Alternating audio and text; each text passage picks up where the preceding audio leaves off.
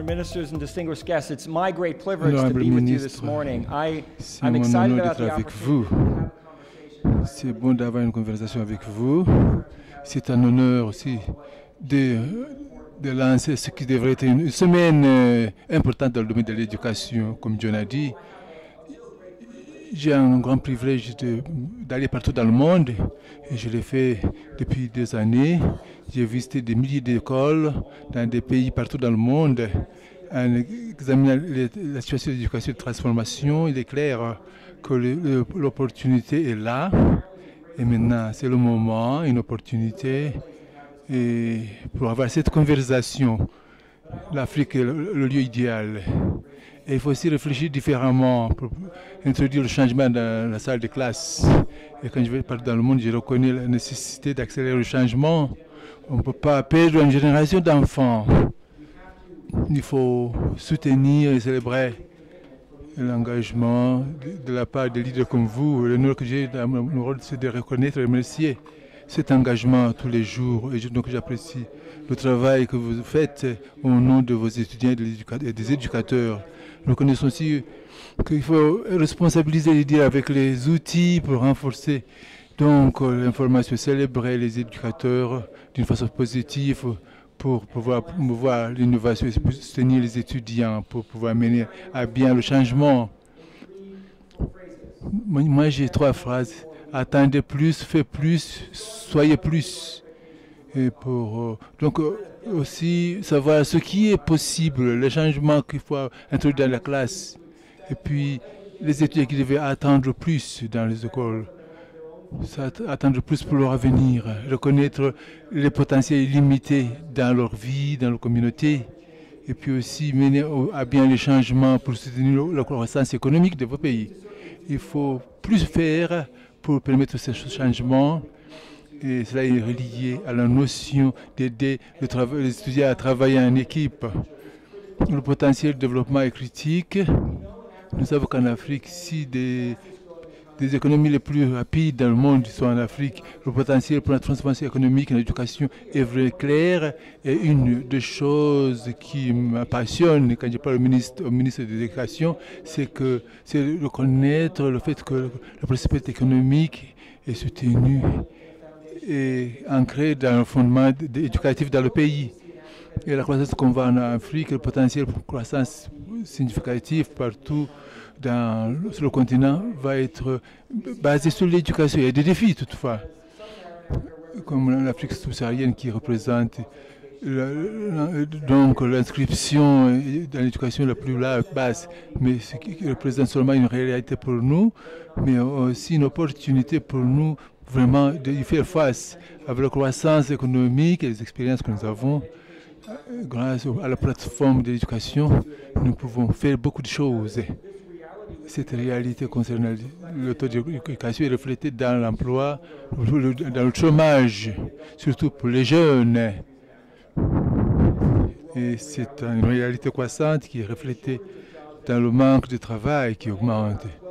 Nous ajoutons 12 millions de jeunes au monde du travail chaque année en Afrique. Et de 2000 à 2007,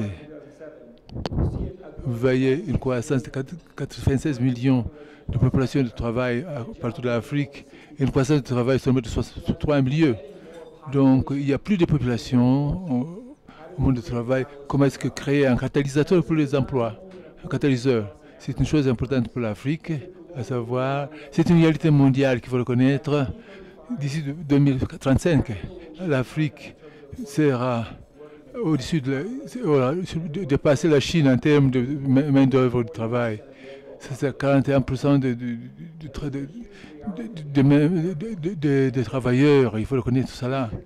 C'est un catalyseur pour le changement étonnant qui peut pousser les économies partout dans le continent.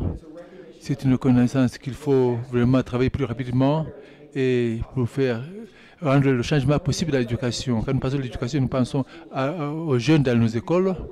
Il faut reconnaître la connexion aux compétences, à la préparation pour le défi de travail. Quand vous voyez cette fille-là, La question qu'on se pose, c'est non seulement est-ce que nous la préparons à avoir un travail, est-ce qu'elle aura des compétences dont elle aura besoin pour travailler dans l'environnement actuel avec le main d'œuvre que nous avons. Est-ce qu'elle va pouvoir être catalyseur pour créer des emplois, pour pouvoir satisfaire, remplir les lacunes. Il ne faut pas avoir des étudiants qui sont timides.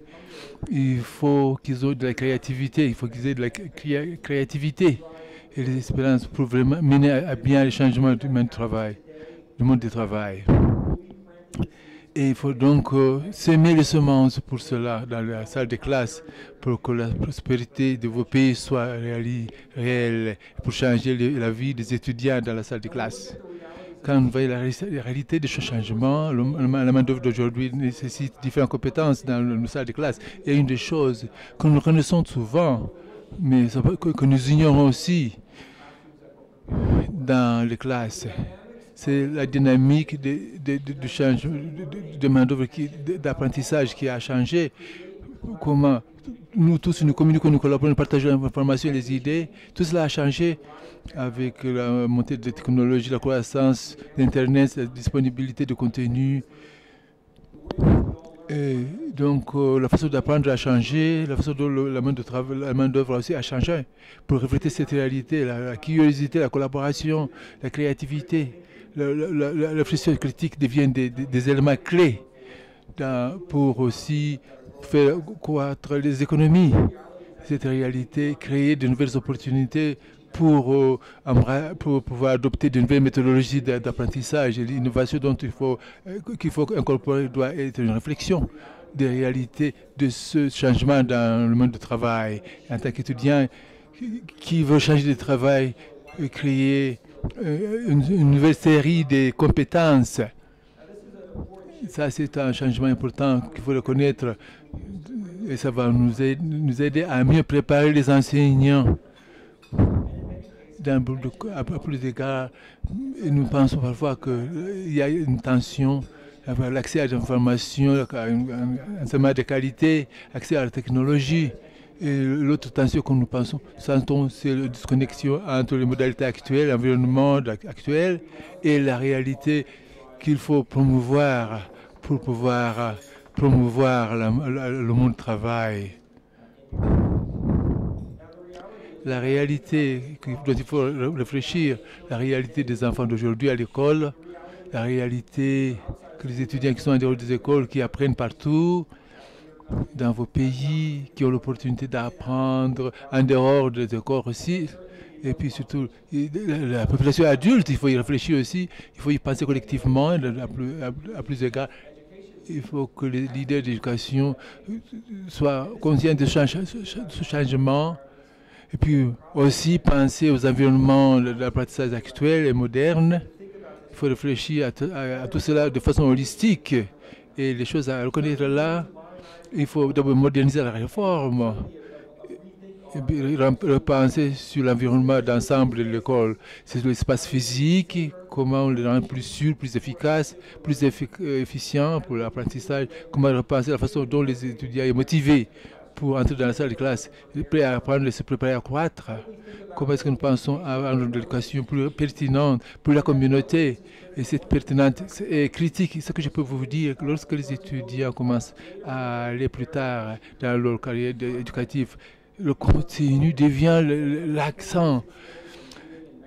Donc de la lecture des mathématiques, comment jouer, comment écrire. Pendant les premières années, le contenu devient de plus en plus critique pour le processus d'apprentissage. Cela a été prouvé historiquement. Et ce qui se passe alors dans ces environnements, c'est que la pertinence devient un domaine qu'il faut reconnaître. Et donc, ce contenu doit être pertinent pour développer les compétences, mais aussi pertinent aux communautés, aux aspirations, aux rêves des étudiants. Cela devient critique. Seulement, nous comprenons que les opportunités pour aligner la technologie qui devient catalyseur qui doit être fait à un moment approprié. Et tout cela pour créer un monde de travail qui soit plus responsabilisé. Voilà les 4 piliers dont il faut mettre l'accent. Et beaucoup de cela est basé à la dynamique de technologie. Et nous savons que la technologie a un rôle qui mène beaucoup de changements. Et une des choses qui doit souligner, Et cela veut dire beaucoup pour quelqu'un qui travaille dans une société de technologie, à savoir que la technologie n'est pas vraiment le tout. Ça ne devrait pas être le plan pour votre circonscription. Si vous dites aux enseignants, votre vision c'est d'acheter des ordinateurs pour les étudiants, les enseignants vont résister à cela parce qu'ils ont leur propre réalité dans la classe. Ils ne comprennent pas pourquoi on met l'accent sur la technologie. Le plan doit être comment transformer l'apprentissage pour responsabiliser, autonomiser le pays et vos systèmes pour la croissance. Nous savons que la technologie va assurer, devrait faire partie du plan, ne devrait pas seulement le plan en soi. Et cela est critique pour pouvoir comprendre, parce que ce que vous laissez comme ministre, sera au-delà de la technologie, ça portera sur le changement de fondement pour gérer les écoles, ça est reflété nous allons en parler beaucoup. C'est vraiment le rapport de CDE qui est vraiment un appel à se réveiller, à réveil. Mais porte sur les choses que j'ai vues, à savoir que les gens portent, le peuple, le peuple qui doit mener le changement. Les étudiants doivent être autonomisés, les enseignants, pour mener à bien les innovations, accepter l'échec comme faisant partie de l'apprentissage et permettre aux leaders de mener ce changement de façon holistique. Donc le peuple compte. La technologie peut être un outil puissant, mais doit être utilisé de façon correcte. Et nous pouvons le faire avec les partenaires, nous pouvons le faire avec vos leaderships. Il faut être connecté et engagé pour ce changement, permettre à chaque étudiant de plus réaliser dans plusieurs égards. Comme vous allez voir, beaucoup de sociétés, beaucoup de discussions que nous allons avoir d'ici quelques jours sont doivent être. L'objectif doit être comment aider les étudiants à mieux réaliser. Il faut penser aux nouvelles idées. Et puis il y aura des échecs, mais nous allons apprendre de ces échecs pour mener à bien le changement. Et une des choses que je veux partager avec vous, je suis encouragé par l'opportunité pour beaucoup d'entre vous dans vos systèmes éducatifs, aussi bien votre leadership que je connais bien. Et j'étais en Afrique du Sud où j'ai vu des potentiels dans l'énergie pour le changement dans ce pays. Il y a des opportunités pour beaucoup d'entre vous de mener d'autres pays sur la planète, beaucoup de pays qui ont plus de ressources, qui ont eu des choses comme la technologie dans leur salle de classe. Mais avec une bonne réflexion, vous pouvez faire des changements étonnants. Et même le changement qui arrive dans mon pays, vous pouvez même faire plus. Une des réalités de mes voyages, parce que je vois des changements partout, à cause d'une personne. Quand je vais dans une bonne école, je peux diagnostiquer les changements parce qu'il y a un grand leader. Quand je vais dans les écoles partout dans le monde, j'entre dans les salles de classe où je vois un enseignant étonnant, qui vraiment fait de la magie. Et puis je vais juste à côté, dans une autre salle, juste de l'autre côté de la salle. Il y a des choses moins étonnantes parce que chaque enseignant, chaque leader essaie d'utiliser leur propre énergie, leur propre passion. Alors que cela est bon pour mener à bien le changement. Mais ce qu'il faut, c'est établir le fondement pour le leadership. Est-ce que les enseignants qui font des choses merveilleuses, est-ce qu'ils s'attendent à ce qu'ils puissent partager les idées avec les autres et apprendre les idées des autres dans les écoles, partout dans le pays?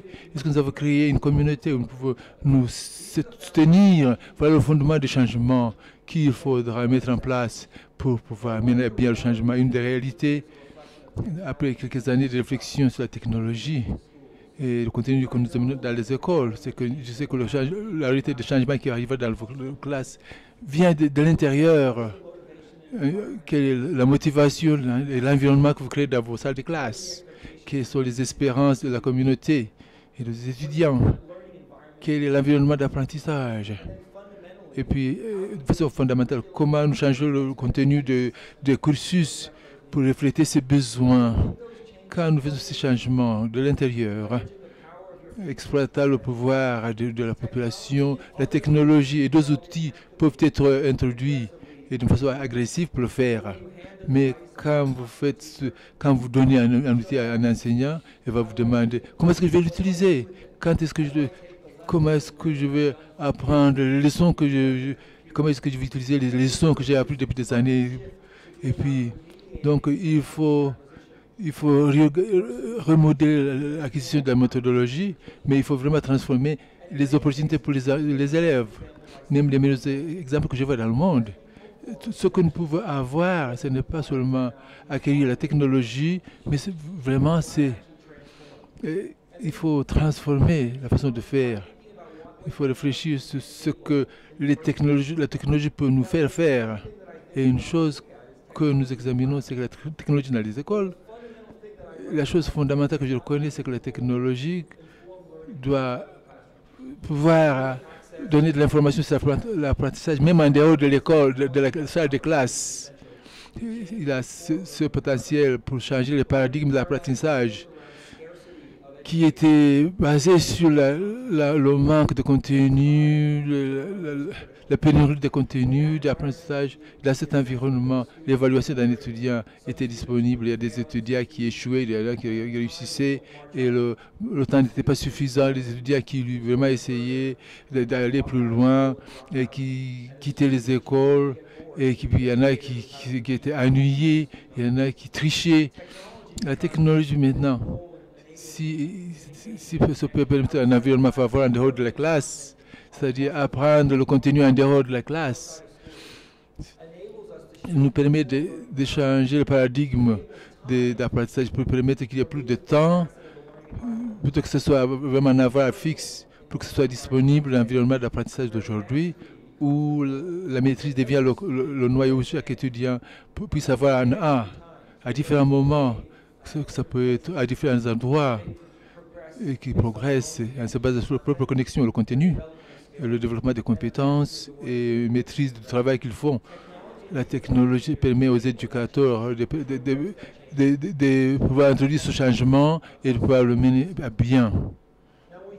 Et quand je pense de cette transformation, souvent je dis que quel est le sommet de la montagne?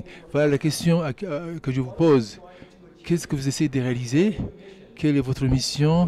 Et comment est-ce que nous allons commencer à partir de là pour pouvoir atteindre la communauté? Une des meilleures règles, c'est que l'idée d'éducation, c'est que si vos communautés, vos enseignants reconnaissent votre genre de leadership et les changements qui arrivent cette année ou demain, le risque et des opportunités pour l'échec deviennent plus réduits.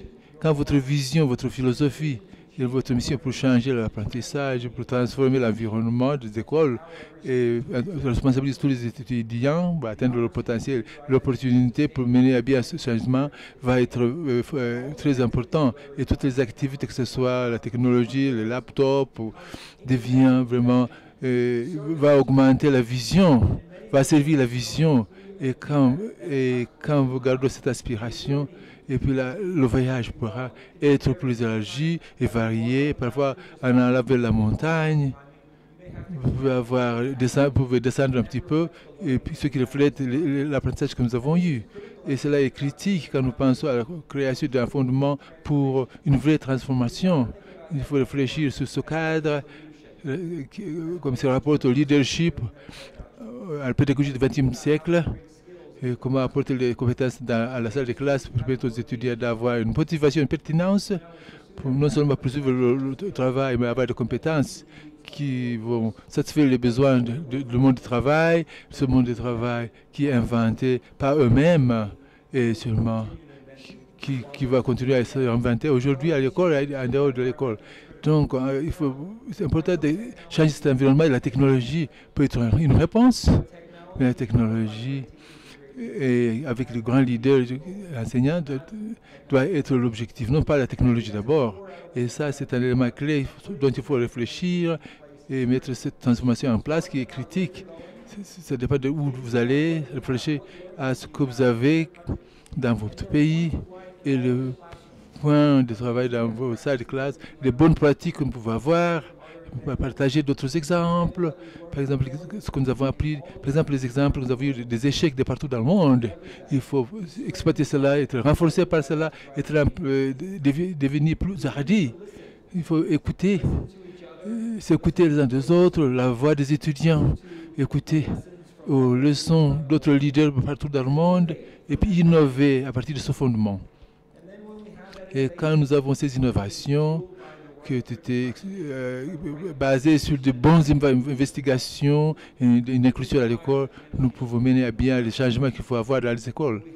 Mais il faut commencer, il faut avoir un bon fondement et c'est au cas de fournir la méthodologie pour nous réfléchir sur cette transformation. Le potentiel est réel. C'est quelque chose qu'il faut vraiment, qui devrait nous passionner parce que les défis sont là parce que les enseignants sont déprimés par le stress des changements. Ils pourraient être résistants à la technologie en tant qu'ennemis parce qu'ils ne veulent pas être déplacés et dévalués à cause de la technologie. Donc il faut vraiment avoir établi ce fondement.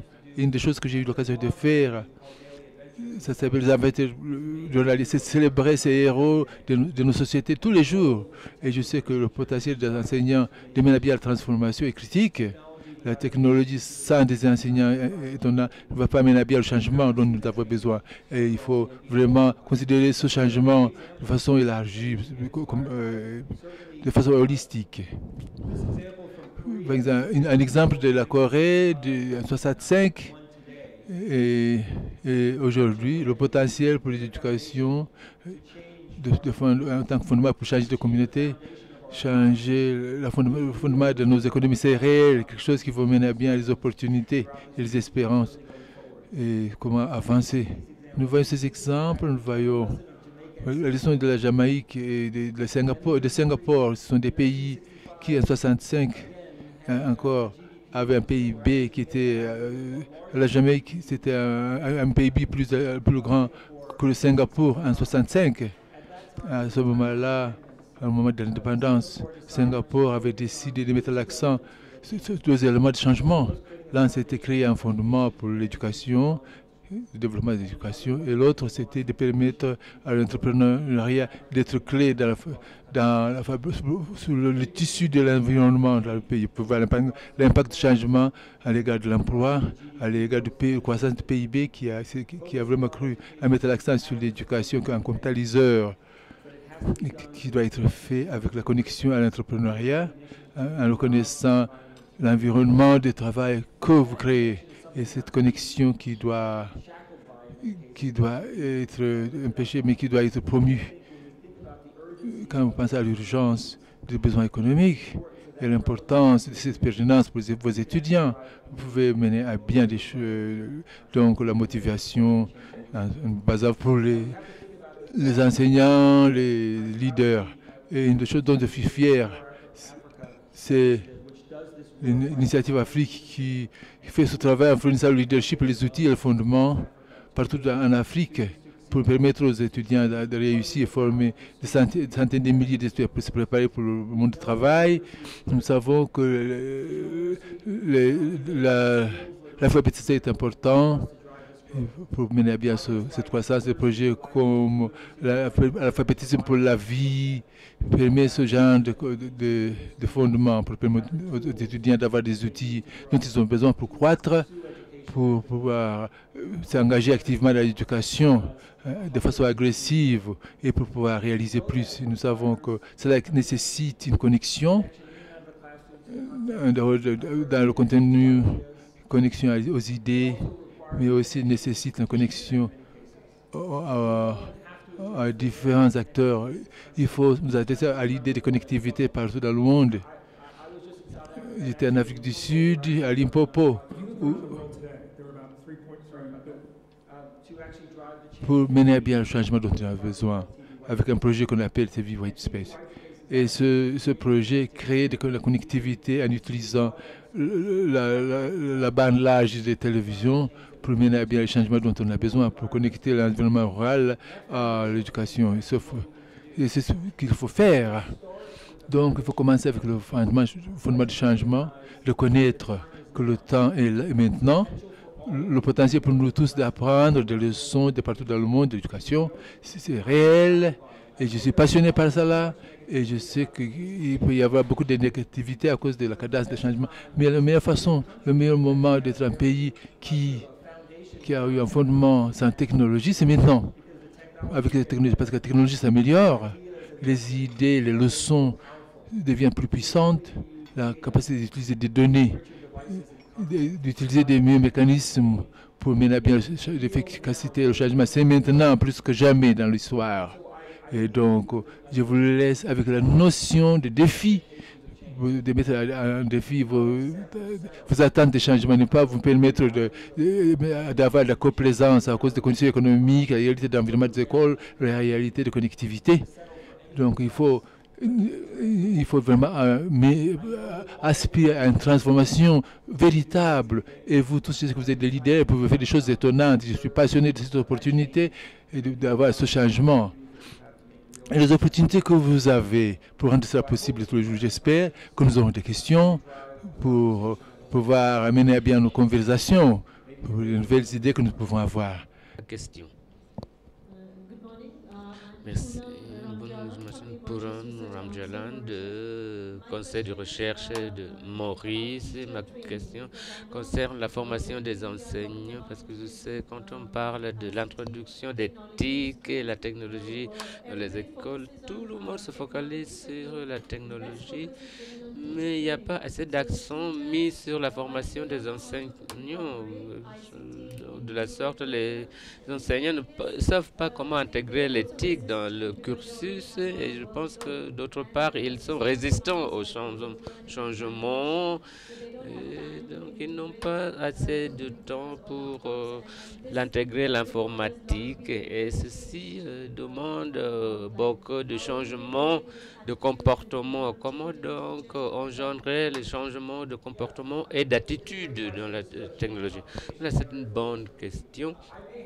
Et je peux avoir un point de vue controversé, mais je pense que le point de focalisation, c'est que l'on doit changer davantage d'attention sur la formation des leaders. Les leaders des écoles, ils ont un grand travail, mais ce sont eux à faire bouger la transformation. Oui, j'ai visité des pays qui font des choses magnifiques, mais qui n'ont pas de leaders qui doivent pousser cela. Ce projet, je dis, je ne veux pas partager ce projet sans les enseignants. Donc il faut avoir les leaders qui comprennent comment créer une culture pour le changement, changer l'environnement, de créer un langage. Il faut avoir une formation de leader dans la période de transition, comment créer des innovations, et comment impliquer les enseignants. Voilà. Donc, il y a le côté leadership, formation des leaders. Et concernant la formation des enseignants, je pense que c'est beaucoup moins critique de former les enseignants sur l'utilisation des ordinateurs. J'ai visité beaucoup d'enseignements. Microsoft on forme beaucoup d'enseignants. Je me suis impliqué plusieurs fois et je pense que ce que doivent faire les enseignants, c'est de se connecter aux nouvelles méthodes d'enseignement qui les connectent au monde autour d'eux ou ailleurs. Voilà, donc c'est une réflexion de la manière comment on fait du progrès en termes de technologie. Donc on demande aux enseignants de lire une déclaration, leur demander de donner ce qu'ils ressentent. Est-ce que vous avez des soucis, vous comprenez comment se déroule l'apprentissage. Je pense que la formation pour les enseignants, c'est pour leur permettre promouvoir la technologie, mais pas mettre la technologie au centre de leur formation. Je pense que l'on doit tout de même donc établir la base en utilisant la technologie comme outil, compte tenu de fait que la technologie en dehors de l'école, ça peut aussi faciliter l'apprentissage. Merci, j'ai raté l'opportunité d'être la première à poser la question. Je suis ministre adjoint des postes et des télécommunications en Afrique du Sud. Une question très simple concernant les coûts d'accès à ces outils critiques et nécessaires pour nos écoles. Si l'on devait donc transformer nos environnements scolaires,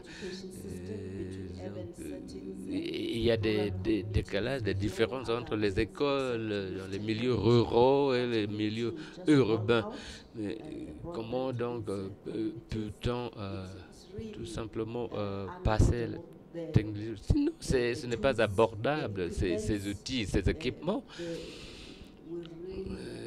Je pense qu'il faut vraiment discuter en détail pour rendre abordables ces outils aux pays en voie de développement.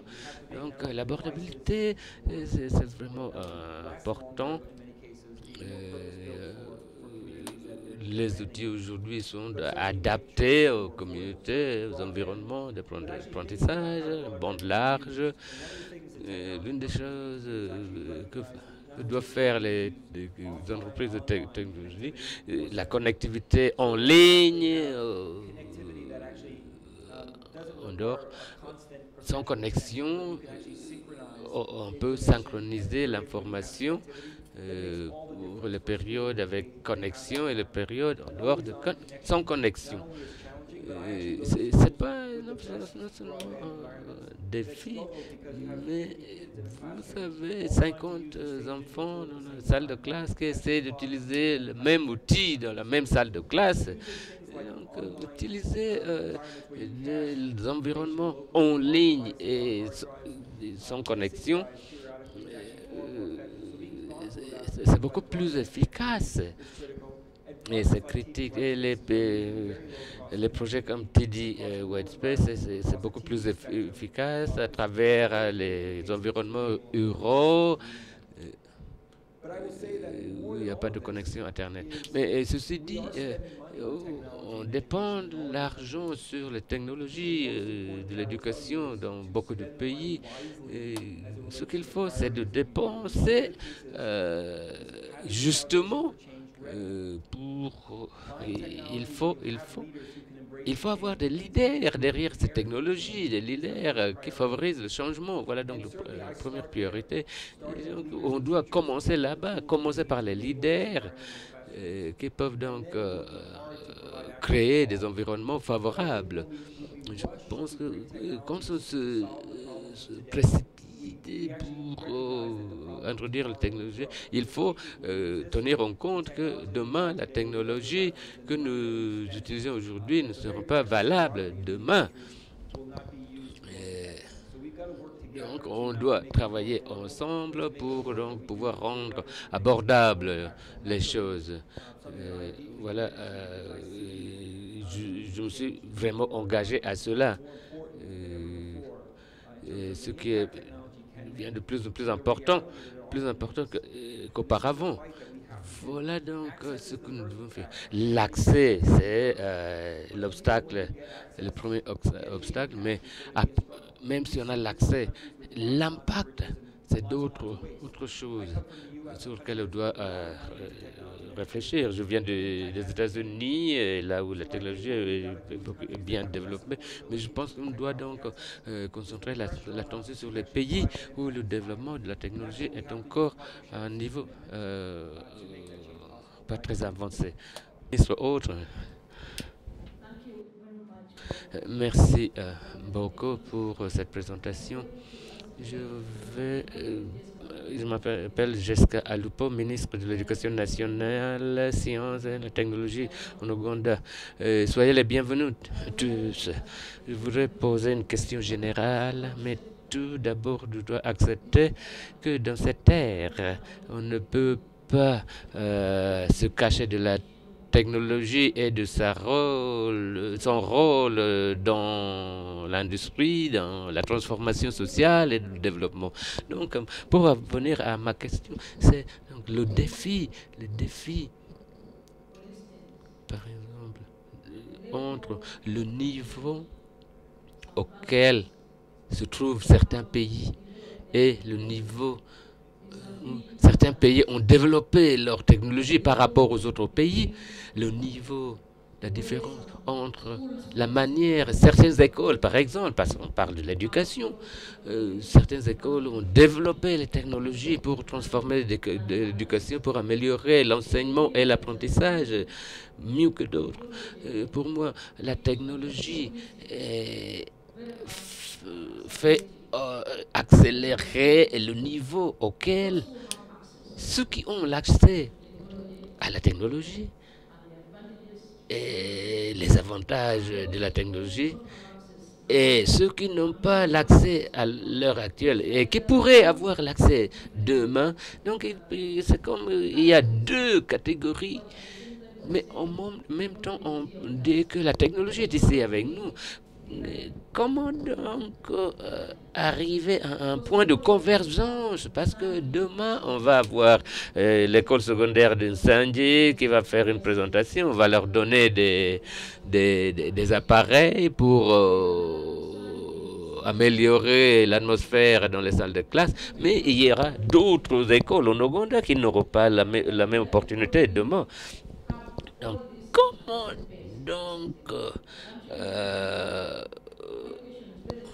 comment donc traiter les deux catégories? Cette question est générale, mais il y a un fossé, un vide entre ceux qui ont et ceux qui ne l'ont pas. Mais je suis d'accord que l'Afrique constitue l'avenir. Merci, mais je pense que c'est une réalité. Nous devons donc reconnaître le fait que la technologie est là avec nous et on doit accéder à la technologie et œuvrer pour faire. Comme quelqu'un qui travaille dans le monde de la technologie pendant des années, j'ai vu les défis, mais le problème majeur serait donc l'accès aux technologies pour l'apprentissage électronique. Et ce qui serait donc excitant pour vous et tous les pays qui ont de décalage en termes d'accès, c'est en bien utiliser la technologie. Et il y a des pays qui ont perdu beaucoup de temps parce qu'ils n'ont pas utilisé la technologie de la bonne façon. On donc doit penser aux situations où les enseignants utilisent bien la technologie pour engendrer la transformation, pour créer des emplois dans les entreprises. Pour les ingénieurs, les scientifiques. Donc, cette fondation de changement, embrasser la technologie sans les appareils, sans les équipements de les écoles, on doit quand même reconnaître les opportunités, mais pas seulement pour rattraper. On doit utiliser cette opportunité, saisir l'opportunité disponible. Bien sûr, il y a des gens dans cette salle qui se soucient beaucoup de la manière de combler ce vide. Mais on doit attendre beaucoup de choses. De la technologie, Microsoft, Intel, HP, nous tous, on a un devoir pour pousser le changement de transformation dont on a besoin. C'est pas assez pour votre ambition et votre mission, mais je pense que l'on peut quand même le réaliser à partir des opportunités disponibles à l'heure actuelle. Et je pense que c'est la vérité pour beaucoup de pays représentés ici. Je pense que je vais passer le microphone à Claire qui va donc... on va faire entrer les autres invités. Donc, comme principe fondamental, que la plupart des pays ici aujourd'hui, le pourcentage de PNB dépensé sur l'éducation, le Rwanda 7,2%, Éthiopie, je pense que c'est 23% du PNB dépensé sur l'éducation. Donc le principe derrière les cerveaux africains, c'est donc d'établir un lien entre les gouvernements et l'industrie.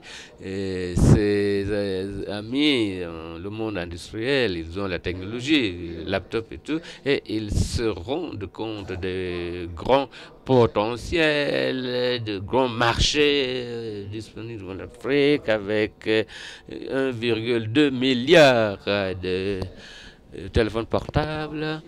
Le partenariat, c'est la clé pour répondre aux questions, surtout la question soulevée par le ministre concernant les coûts. Si vous décidez, l'Ouganda, 8 millions d'étudiants qui ont besoin de laptops, par exemple. Donc ce sera donc un grand investissement. Est-ce que vous avez le pouvoir d'achat? Vous allez donc dire aux entreprises, nous avons le marché, les écoliers utilisent ce type de technologie et ils vont donc prendre les laptops dans les familles. Vous devez donc persuader les entreprises. 8 millions d'étudiants, on va dire, nous avons un marché, il faut venir chez nous, investir chez nous. Nous avons besoin davantage d'investissement sur la fabrication locale, la distribution locale des services. Nous devons donc pousser pour les marchandises, les fabrications, les marchandises fabriquées en Afrique. Je vais donc faire entrer les autres invités, donc on doit vite faire. Thank you very much for highlighting the important role that Merci teachers beaucoup can pour play avoir in the education souligné environment le rôle de and l'éducation, technology, especially as well teachers. l'environnement éducatif. Mais je pense qu'il y a une autre réalité que nous devons reconnaître, c'est le rôle important l'environnement d'apprentissage où les apprenants doivent apprendre les uns des autres. Vous souligner des éléments que doivent faire les décideurs politiques pour faciliter ce sort d'environnement de l'innovation des jeunes, des jeunes apprenants qui doivent donc transmettre ces connaissances aux autres. Je pense que c'est un point critique et très important. Les apprenants donc se connecter, ils peuvent collaborer au sein de la salle de classe, même en dehors de la salle de classe. Donc ceci peut se faire avec la technologie ou dans les salles de classe et les enseignants doivent embrasser ce type d'innovation. C'est pas assez pour pouvoir donc pousser le leadership, pour créer la créativité au sein des salles de classe. Mais les enseignants devraient être équipés des compétences pour évaluer et pour juger l'innovation des apprenants. Quand on parle de 20% de compétences, l'évaluation, on voit un risque de perdre des mauvais contenus. si on ne fait pas l'accent sur la réflexion abstraite et la recherche, donc, si on met l'accent sur les compétences, il y a une pertinence de pousser donc la créativité dans les matières. Donc on souligne la compétition, la créativité, la collaboration sont au centre de ce type de cette approche. Et ça, c'est très important pour la main-d'œuvre pour laquelle on prépare les jeunes écoliers. Mais la main-d'œuvre aujourd'hui a besoin de ces compétences. Mais cela devrait être de questions-réponses d'ici 40 minutes. Je m'appelle Mehdi Pandoua. Je suis un peu pessimiste. Et tout d'abord, je suis d'accord avec vous, ainsi qu'avec d'autres collègues, que la responsabilisation des enseignants est obligatoire. Nous, on essaye de responsabiliser des écoles rurales. Nous avons constaté que l'une des interventions les plus importantes, c'était sur les enseignants. Et on pouvait introduire la technologie aux enfants au lieu de responsabiliser les enseignants. C'était une erreur. On a constaté cela. Et on s'est heurté à des obstacles. Les enfants semblaient être beaucoup plus confortable en termes de technologie que les enseignants. Et donc, je pense que la réception de technologie était incroyable, incroyable. Et la clé, c'était donc d'identifier des ONG éducatives qui pouvaient donc renforcer le développement des enseignants pour travailler avec les enseignants. Donc, on avait besoin de partenariats pour réaliser cela. Voilà pourquoi je suis d'accord avec ce que vous avez dit. Mais d'autre part, je crois que si vous avez utilisé le concept, la notion de partenariat, vous parlez de partenariat égal, mais si on pense de l'éducation africaine comme client des entreprises établies, des entreprises de technologie, ça, je ne suis pas d'accord. Parce que nous, nos ambitions en Afrique, c'est donc d'industrialiser, nous voulons fabriquer. Donc, ce que je voudrais entendre, c'est pas d'entendre qu'il y a des cartons, de laptops pour les écoles en Afrique, mais je voudrais savoir qui est intéressé par la fabrication de laptops en Afrique. Les statistiques que vous avez données montrent que l'un de nos problèmes les plus importants, c'est la jeunesse et le chômage. Je voudrais savoir quel partenaire a des solutions aux problèmes de chômage chez la jeunesse. C'est un problème politique dans mon pays, c'est un problème social. Donc, introduire la technologie dans les écoles, ce qui est important, c'est la création d'emplois, la croissance économique, l'industrialisation et l'emploi des jeunes. Donc, pour moi, le partenariat doit cibler cela.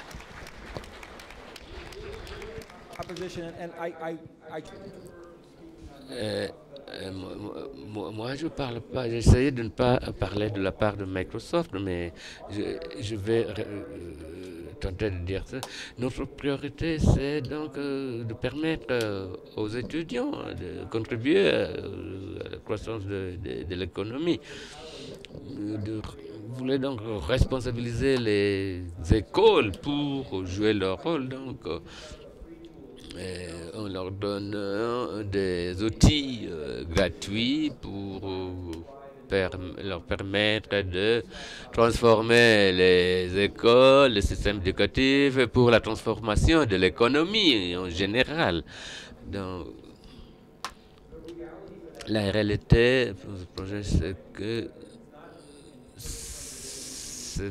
en termes de ce que nous devons fournir seulement les appareils, ce que nous faisons, c'est de permettre aux étudiants donc de pouvoir devenir créatifs pour créer des emplois eux-mêmes. Voilà donc le point de départ. Ça, c'est quelque chose de très important pour nous. Quand on parle des fournisseurs de technologie, on doit parler, et quand on parle de partenariat, oui, on doit tous s'accorder sur le fait qu'on... Je voudrais vous encourager tous de nous demander de marcher dans la même direction que vous. Et avec cette demande, nous, on va travailler davantage. En termes d'économie africaine, la création d'emplois, ça va nous aider donc à ajuster nos programmes. Donc, je vous remercie. Je pense que ce n'est pas la fin. J'aurai encore du temps pour échanger avec vous. Merci.